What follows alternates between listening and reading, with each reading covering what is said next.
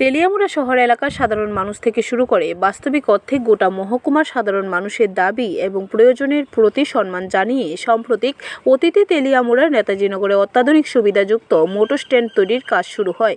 প্রায় 5 কোটি টাকার প্রস্তাবিত ব্যয় বরাদ্দকে সামনে রেখে এই নির্মাণ কাজে সিংহভাগ সম্পন্ন হয়েছে।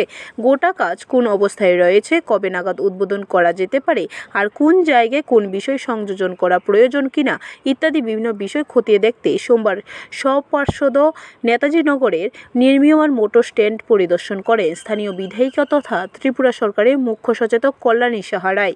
শ্রীমতী সাহা রায় সহ অন্যান্যরা নির্মীয়মান মোটর স্ট্যান্ড চত্বর ঘুরে দেখেন এবং বিভিন্ন বিষয় তদারকি করার পাশাপাশি নির্মাণ কাজের সাথে যারা যুক্ত তাদের সাথে কথা বলতে দেখা গেছে। এটা এই আমাদের তেলিয়ামুড়া মোটর স্ট্যান্ডের জন্য অবস্থিত মোটর স্ট্যান্ডের কাজ সমাপ্তির পথে, ফাইনাল টাচ চলছে, রং দেওয়ার কাজ। আগামী কিছুদিনের মধ্যেই রাজ্যের মাননীয় মুখ্যমন্ত্রীর হাত ধরে এই নতুন মোটর স্ট্যান্ডের যাত্রা শুরু হবে। সেই সমাপ্তির পথে যে কাজ, এই কাজ পরিদর্শন করতে গোটা মণ্ডল কমিটিকে নিয়ে আমরা এখানে এসেছি। আমাদের সঙ্গে মণ্ডলের সমস্ত সভাপতি, সহসভাপতি, সাধারণ সম্পাদকরা রয়েছেন, বিস্তারকবাবু রয়েছেন। তো এই রং কী ধরনের হওয়া উচিত, কীভাবে আমরা ইঞ্জিনিয়ার সেল থেকে আমরা মতামত নিয়েছি। আমাদের সাথে এক্সিকিউটিভ ইঞ্জিনিয়ার, জুনিয়র ইঞ্জিনিয়ার ছিলেন।